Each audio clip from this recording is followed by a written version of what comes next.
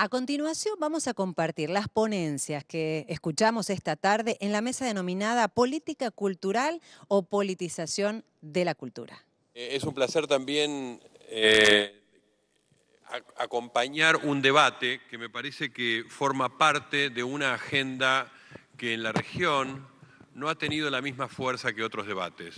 Nosotros hemos vivido años de repolitización en América Latina, hemos vivido años de discusiones fuertes en materia de economía, de posicionamiento como región, de posicionamiento global. Hemos tenido debates muy importantes sobre lo que significa la patria grande, lo que significan los sueños de esta región.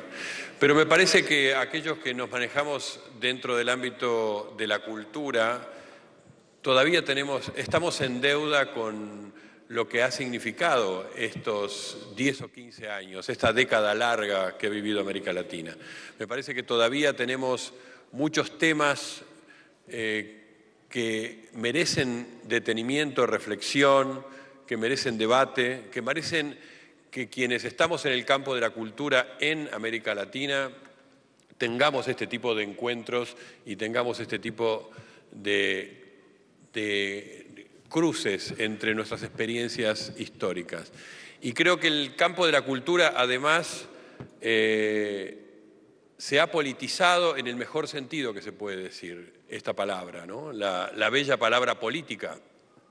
Se ha politizado porque se ha puesto en cuestión al poder, se ha puesto en cuestión el lenguaje, se han puesto en cuestión palabras.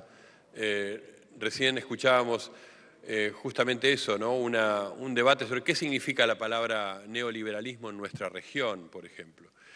Pero también es una región que ha tenido 10 o 15 años de una creación extraordinaria, en muchos sentidos, ¿no? Una creación en el sentido más puro y más ligado a lo que es la producción artística en cada uno de los campos, pero también han sido años donde hemos sido creativos en materia de instituciones, de legislación, en materia de crear nuevos espacios, ¿no?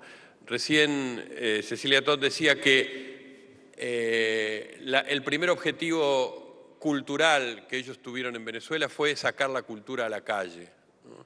Y ese propósito extraordinario que ocurrió además en muchos otros lugares de América Latina, yo diría que también se puede complementar con decir que también hemos metido a la cultura en nuestras instituciones, en nuestros debates políticos, en nuestras legislaciones, en nuestros ámbitos aparentemente para pocos y hacerlos para muchos.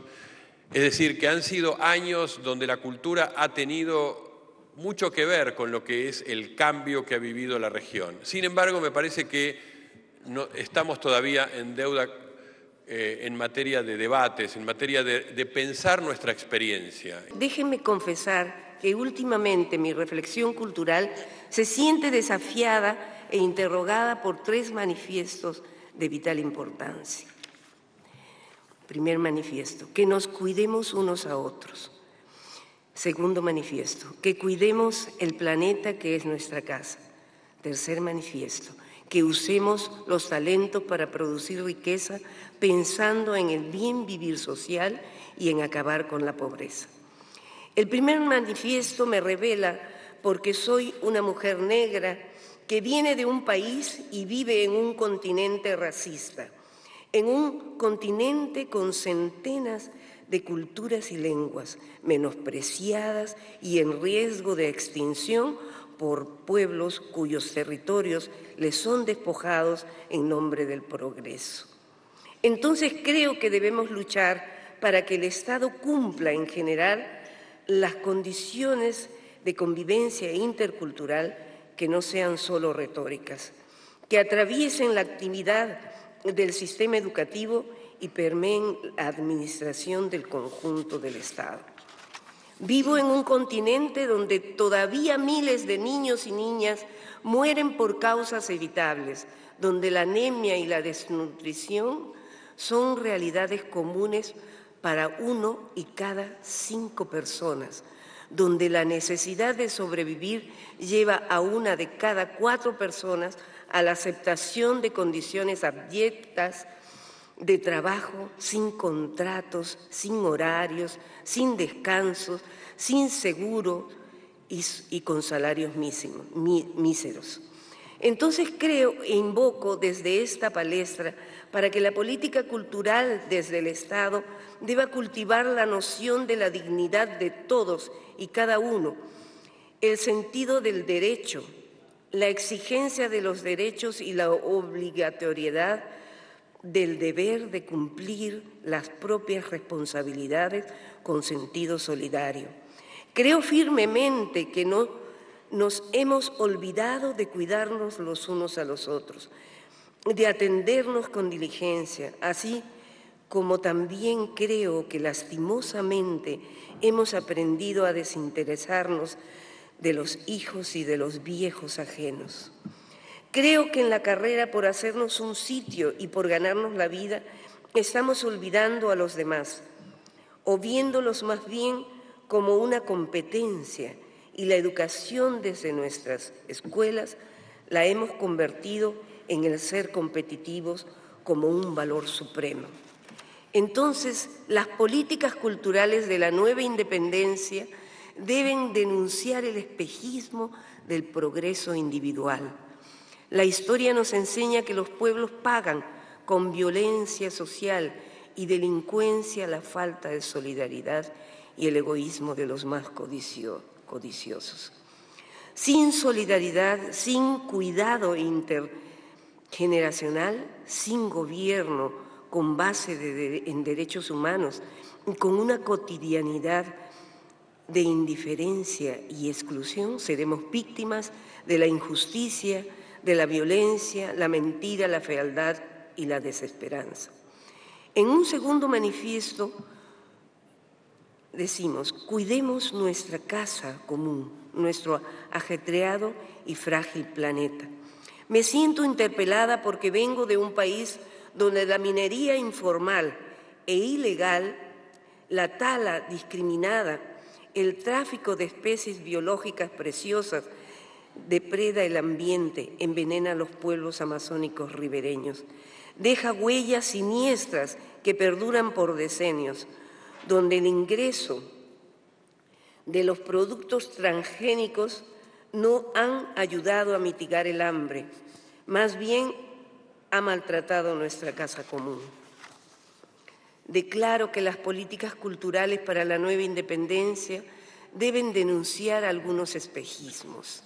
El espejismo del progreso inagotable para todos, que acarrearía automáticamente el crecimiento económico, porque la realidad nos muestra que la distribución de la riqueza es dolorosamente menos equitativa cada vez y que hacen falta presión y decisión política para que el progreso llegue a todos.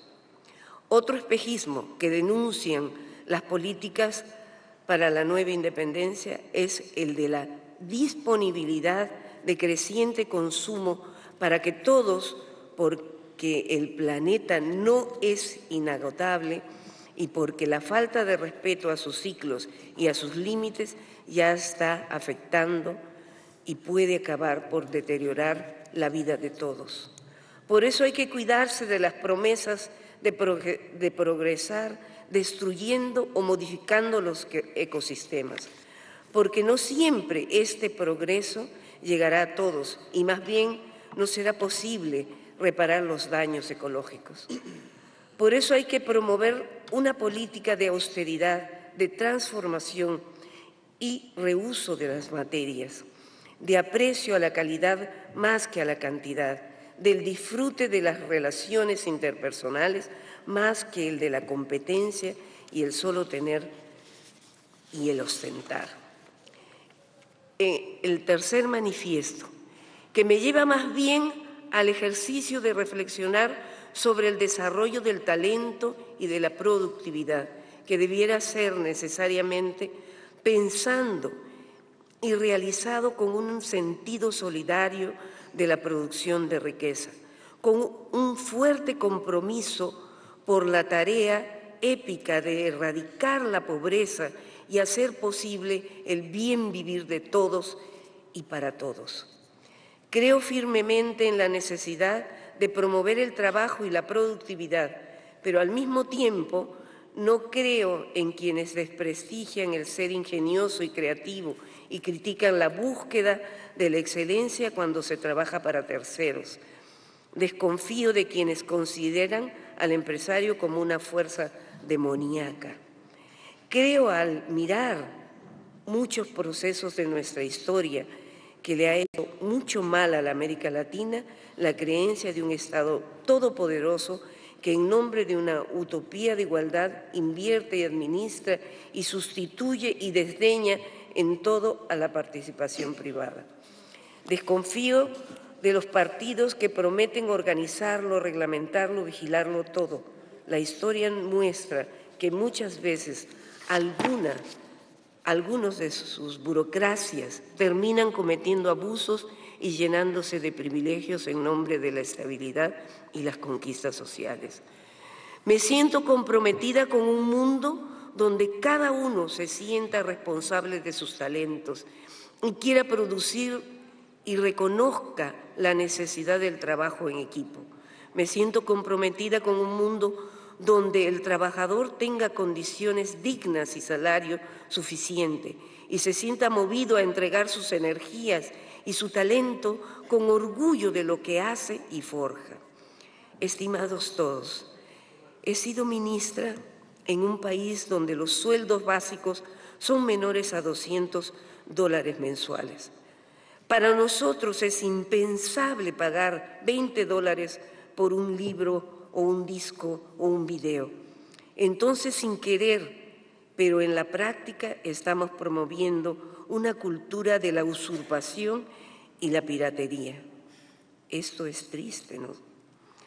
Yo no entiendo la lógica que lleva el producir caro, poco y caro.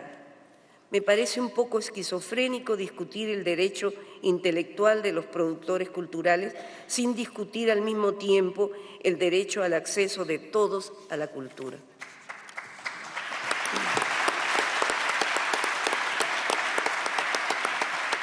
Solo para decirles algo que recogí en las andanzas por el Perú, los versos de un poeta iletrado, un poeta que no sabía escribir, pero podía hacer los versos más hermosos. De él aprendí esta copla. Yo no conozco la O, me dicen que es redondita. Mi madre tan pobrecita que a mí no me la enseñó. Yo no conozco la O. Las letras se van al diablo, porque escribirlas no sé. Pero yo cuando les hablo, todas se ponen de pie, todas se ponen de pie. Muchas gracias.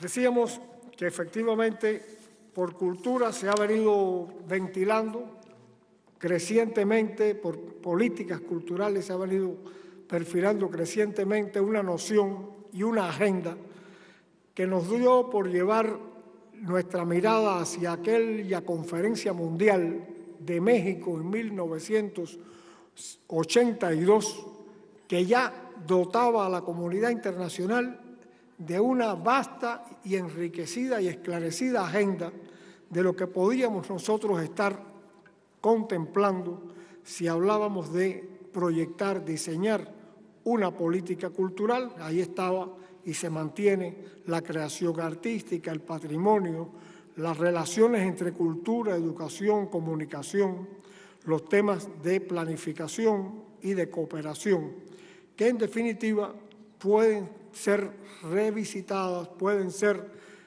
reconsideradas, pero por supuesto ya nos dotaban desde entonces de una sólida mirada a qué podíamos entender.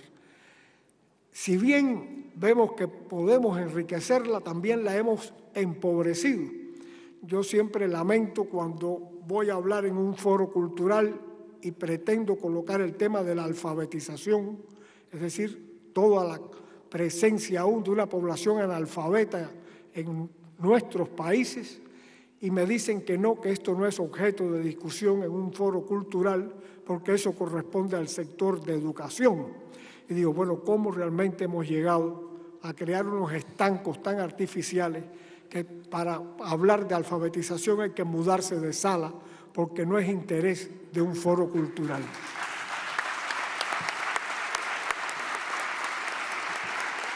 Durante mucho tiempo debatimos mucho en la televisión pública el sentido de la televisión pública. Digamos, venimos de muchísimos años. Canal 7 tiene 60 años, pero ese concepto estaba ausente.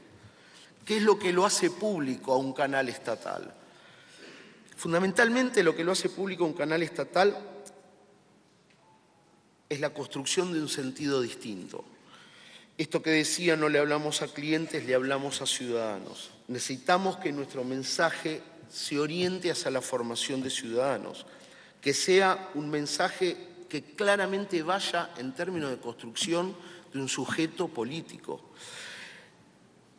Pero esa idea en una institución no se lleva a cabo solo por voluntarismo ni por iluminismo. Se necesitan leyes que le den una dinámica y que le den fundamentalmente una legitimidad. Y yo creo que a lo largo de estos años, el debate de la ley de medios nos permitió transitar una discusión y otra vez nuevamente se restituyó la palabra para poder discutir algo que parecía inabarcable, no, era inapropiable. No se le podía sacar a los medios de comunicación el debate sobre la necesidad de entender la comunicación como un derecho humano y no como una mercancía. Y fue necesario construir foros y poner a la palabra en un lugar protagónico para poder generar ese debate y que ese debate se transformara en una acción política concreta. Nuevamente el valor de la palabra vuelve a emerger en un análisis histórico, ¿no? Entonces yo creo que ese debate nos permitió comprender que los derechos, que adquirir derechos es un mecanismo de cambio político irreversible. Y en ese lugar es donde aparece el Estado. Ahora bien, obviamente que esto es un proceso complejo, porque el presente es complejo, pero a mí me da la impresión, y lo comentabas vos, Manelo, que existen elementos que son los que permiten restituir las cosas del mercado al uso de los hombres. Y esos son los elementos de la política y de la cultura. No hay otros. Simplemente es la política y la cultura. Es decir, entendidos como ¿qué? Como un proceso de emancipación. Y fundamentalmente, y lo planteaba Susana, ¿emancipación en qué sentido? Emancipación en el sentido de pensar la vida no a partir del consumo y la destrucción. Porque no es casual que hoy estemos preocupados por cómo la tierra está siendo destrozada. Porque está siendo destrozada porque nuestros esquemas de valores piensan en consumo. Y el consumo, fundamentalmente, es una acción de destrucción. El consumo no plantea una relación virtuosa con el objeto. Es distinto al uso. Y yo creo que acá hay una clave. Y esta clave tiene que ver con que si nosotros hacemos de la política un elemento de liberación, hacemos de la política un elemento de conquistas de derechos, hacemos de la política una construcción de legitimidad frente a ciertas instituciones, como es la televisión pública, yo creo que estamos en el buen camino. Creo que hay un camino que es irreversible, porque ya hay una huella que se viene marcando.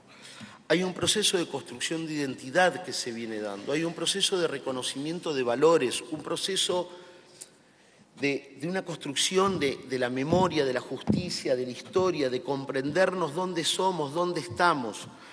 Y yo creo que nuevamente, vuelvo a insistir, eso es la política y la cultura. La política y la cultura al servicio de la emancipación. A mí me pasó lo mismo que a Manelo cuando leí el título de la mesa. Al principio quedé desorientado porque a veces uno transita necesariamente en la construcción de un titular y está contaminado en eso, ¿no? Entonces piensa política cultural o politización, ¿no? Y uno piensa... Y yo creo que el grave error a veces es de no entender que las lecturas periodísticas a las cuales los medios de comunicación, que entienden la comunicación como una mercancía, nos llevan a esa imposibilidad de desarrollar conceptos y de complejizar las discusiones.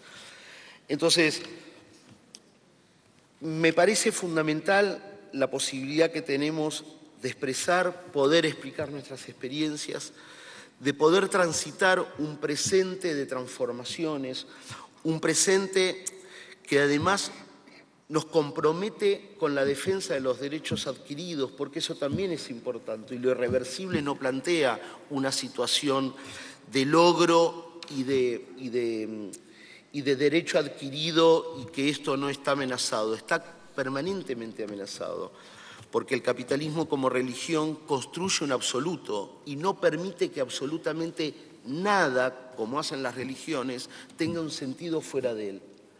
Y frente a esa máquina propaladora de sentido, de mercancía, de valor de uso, de valor de cambio, la cultura tiene que estar sostenida por el Estado y tiene que estar legitimada por esas instituciones. Cuando nos acusan, digamos, a nosotros de ser, digamos, a nosotros nos llaman, digamos, despectivamente que somos el Ministerio del Relato, que hemos construido, digamos, un relato ficticio, por supuesto, digamos, para anteponernos al relato que ellos nos quieren vender. Pero nos quieren vender no para vendernos rating y segundos de televisión, nos lo quieren vender para imponernos un sistema económico, para imponernos un sistema social. Lo mismo que los militares con Martínez de Hoz nos querían imponer un sistema con los 30.000 desaparecidos que los muertos. Estos tipos no nos tiran con los tanques a la calle, nos tiran con esas películas de mierda, con esos programas de mierda, pero que no son vacíos de contenido, sirven solamente para generar conciencias adaptativas, para generar conciencias que lo único que hagan es comprar y repetir el modelo hasta la última instancia. Y eso es lo que no nos van a perdonar, eso es lo que les duele y eso es lo que nos echan en cara. Que nosotros hayamos sacado 6 millones de personas a la calle con el Bicentenario, que nosotros hayamos hecho pasar 15 millones de personas por Tecnópolis en lo que va. Esta es la 5ª edición.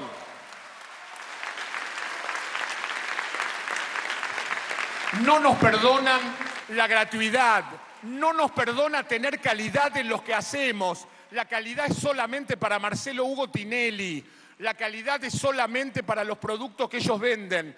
Para los pobres tiene que estar destinado las cosas pobres, el choripán, el negrópolis que ellos nos llamaban. Eso es lo que tiene que estar destinado a los pobres según el razonamiento de los CEO de estas empresas. El resto, el disfrute, el ocio, como decía recién Manelo, tiene que ser pago, no lo tiene que pagar el Estado, lo tienen que pagar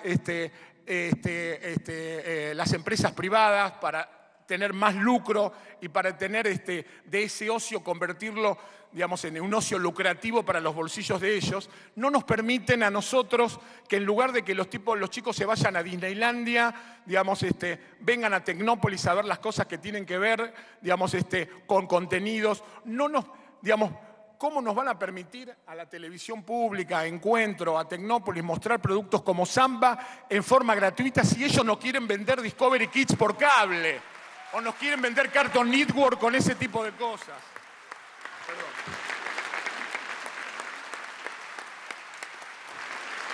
De eso es lo que estamos hablando cuando hablamos de la batalla cultural. De eso es lo que estamos hablando cuando decimos que los artistas, los creadores, los pensadores, los intelectuales tienen por obligación, por derecho, revolucionar, pero ya no estoy hablando de revolucionar desde el punto de vista que nos traía Manelo de la Revolución Cubana, de Sierra Maestra, revolucionar las conciencias críticas de la gente. Eso es lo que no nos permiten, eso es lo que no nos perdonan. Y en eso es que nos va la vida, en eso es que nosotros tenemos que defender. Cuando hablan de un modelo, no estamos hablando de un modelo político partidario, estamos hablando de un modelo conceptual. Tenemos que defender un modelo conceptual. Nosotros no tenemos que convocarnos en estos foros para defender un modelo de un partido político, el modelo de Cristina. No, estamos hablando de defender un modelo, digamos, que realmente ha revolucionado, entre otras cosas, la forma de pensar la cultura en la Argentina, la forma de concebir el espacio público.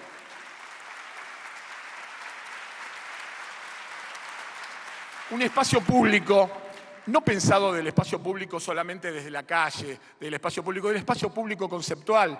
Por eso cuando Cristina nos convocó a poder, tuvimos el honor de que nos convoque a trabajar y a pensar el Bicentenario, digamos, nosotros con los que eran, la verdad, en ese momento, digamos, inmediatamente antes que nosotros habíamos empezado las autoridades en el Ministerio de Cultura, con la cual nosotros habíamos tenido algunas discusiones al respecto, que lo estaban pensando, pero discusiones fraternales, digamos, bueno, no tan fraternales, pero bueno, digamos,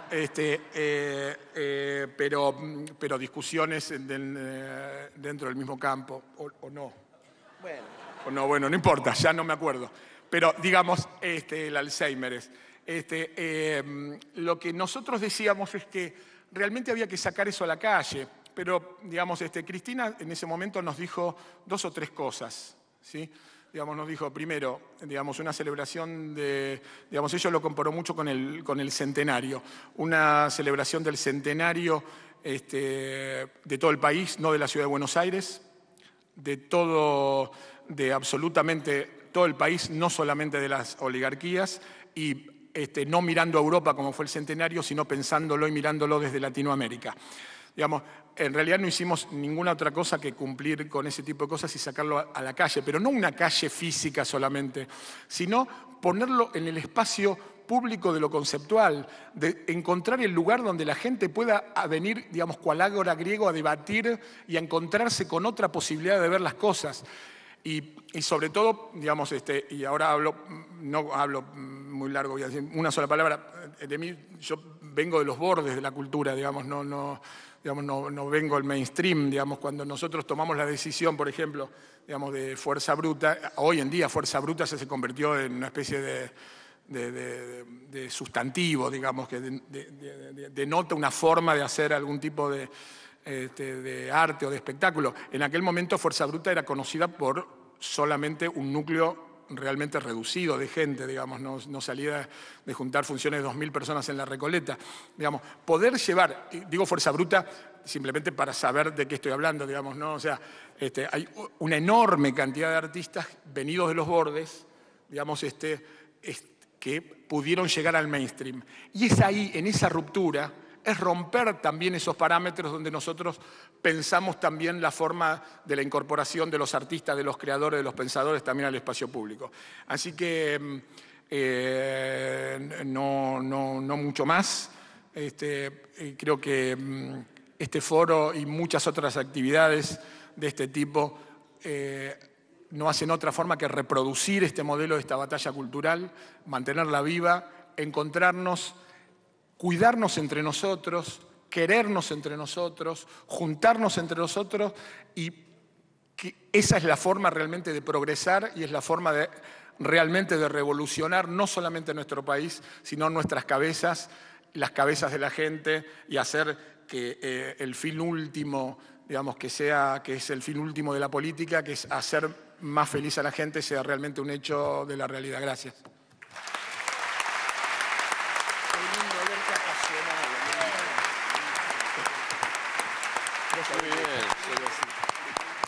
Momento de hacer una breve pausa. Nos queda más de este Foro Nacional y Latinoamericano Nueva Independencia. Siga también participando a través de las redes sociales. Pone numeral en Twitter Nueva Independencia. Ya venimos.